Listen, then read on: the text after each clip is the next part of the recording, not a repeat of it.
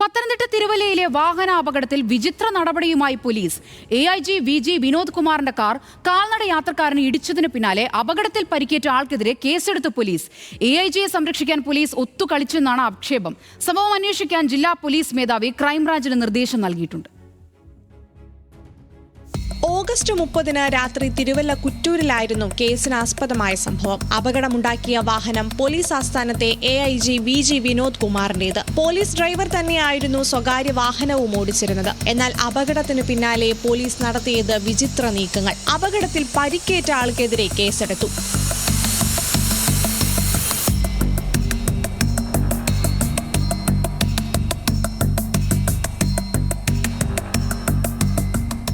അപകടമുണ്ടാക്കിയ വാഹനത്തിന്റെ ഡ്രൈവർക്കെതിരെ കേസെടുക്കാതെ പരിക്കേറ്റ കാൽനട യാത്രക്കാരനെതിരെയാണ് തിരുവല്ല പോലീസ് കേസെടുത്തത്. സംഭവത്തിൽ AIG VG വിനോദ് കുമാറിന് വേണ്ടി പോലീസ് ഒത്തുകളിച്ചുവെന്നാണ് ആരോപണം. ജില്ലാ പോലീസ് മേധാവി R ആനന്ദ് അവധിയിലുള്ള ദിവസമായിരുന്നു അപകടവും കേസെടുക്കലും. സ്പെഷ്യൽ ബ്രാഞ്ച് ഉദ്യോഗസ്ഥർ പോലും വാഹനം അപകടത്തിൽപ്പെട്ട കാര്യം SP-യെ അറിയിച്ചില്ല. സംഭവത്തിൽ കടുത്ത അതൃപ്തിയിലുള്ള ജില്ലാ പോലീസ് മേധാവി കേസ് ജില്ലാ ക്രൈംബ്രാഞ്ചിന് വിട്ടു.